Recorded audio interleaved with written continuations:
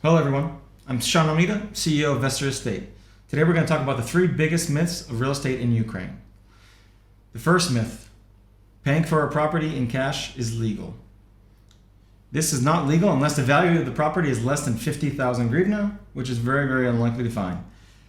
Many people think it is legal because everybody's doing it, but you should know before you buy anything, even though the docs can be procured and the notary will authorize and transfer the title, you should know that whatever anyone tells you, it is not legal to pay more than 50,000 hryvnia for anything other than by bank transfer.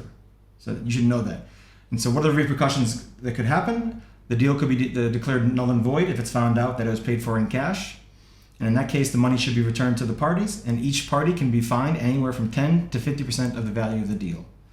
So even though when you buy in cash, you tend to get a little better discount, maybe a couple percent, it's not worth it to risk a couple of percent when you could end up losing the property and paying a hefty fine on top of that. The second biggest myth, buying a new building is completely safe. Many people think because you're buying from a developer or proper company that the risks are zero, and you should know that they're not zero. First of all, pretty much all new buildings have some legal issues, claims from one government organ or another, or from neighbors who can claim that maybe the territory was taken over or a driveway was made where it shouldn't be. So they have legal claims for properties, and especially this is important before the building is commissioned. And most apartments that are sold in new buildings are sold before the building is commissioned. What that means is you don't actually get title for the property, you're getting what I would call an investment certificate in the property, which will then be converted to title at a later date. But until the building is fully commissioned, you're not buying a proper apartment with the title. Also, one of the biggest developers in Ukraine, which everyone said connected to the government, is very strong, had never failed, etc., etc. They went bankrupt just several months ago, and now there's many protests by the investors, the people who bought into the property, not titles, obviously. They're protesting that the government should come and save them because the developer went bankrupt.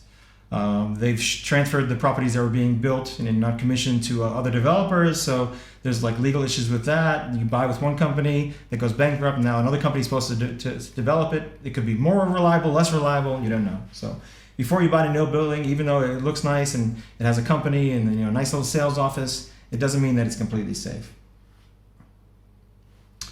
The third biggest myth of real estate in Ukraine is that you must pay in the national currency, assuming you pay by bank transfer, obviously.